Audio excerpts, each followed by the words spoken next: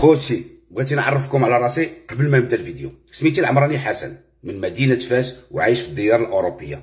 أنا تيك توكر وماشي يوتيوبر، وإنما يقع لنا في تيك توك بحذف الفيديوهات. داكشي علاش جيت اليوتيوب. بغيت نقول لكم جوج النقط. النقطة الأولى، أنا لست مع المغرب ولا الجزائر ولا تونس، أنا مع الحق. الحق يعلى ولا يعلى عليه، باش حتى واحد ما يجي يعاتبني على الفيديوهات. ثاني حاجة هو أنا ملي تنجيب واحد الفيديو ولا تندير واحد الفيديو، إلا تنجيب الدليل ولا تنجيب الحجج عاد تنحطها، ما تنجيش نكذب على عباد الله. يلا خوتي اللي ما تعرفوناش يديروا لنا ابوني، والله كلا عجبتكم الفيديو وتحياتي لكم. السلام عليكم، تحياتي لكم ومرحبا بكم. اليوم في هذا الفيديو غادي تشوفوا ردة فعل الحكومة الجزائرية والشعب الجزائري على التوانسة.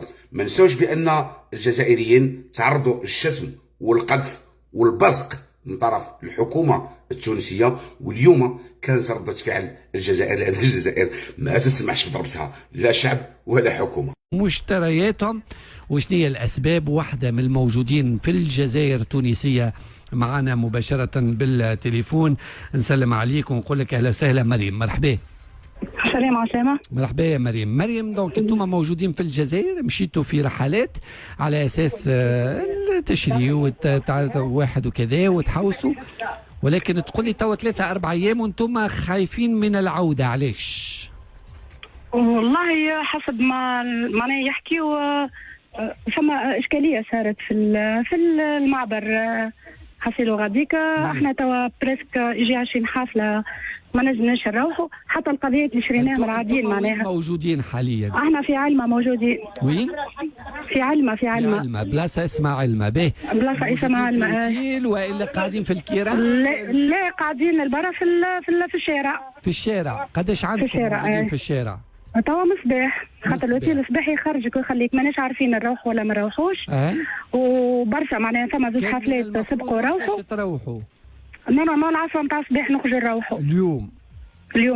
يا اخي اعلموكم انه المروح فيه شويه خطر. توا علمونا ما فماش معناها حتى اللي شاريه شويه قضيات للدار وحده وكل مستحيل كان باش تطلع بها، وما فماش مرويح وما عارفين حتى شيء حصيله. قالوا لكم بالضبط؟ قالوا لنا توا الكار اللي روحت قبلنا قالت لك حتى معناها وحده فرماش تفكت، السيكا يا غور تفكت، مش معناها التجاره حتى باش تقضي قضيه تروح بها للدار. الكل تفكت حصيله. علاش هذا الكل؟ والله ماني عارفه. قالوا سوء فهم ما بين الديوان التونسيه والديوان الجزائريه، ماناش عارفين معناها. احنا باش نمشيو في هكا فقير. واضح. الله اعلم. انتم توا اللي موجودين في علمه هذه 20 كار بمعدل كل كار قداش فيها من شخص؟ 48 هكا 45 شخص معناتها. نجموا نحكيو على 900 شخص توانسه موجودين الان عالقين بسبب مشاكل مش واضحه. شكون الناس هذو الكيران هكا هو اطار؟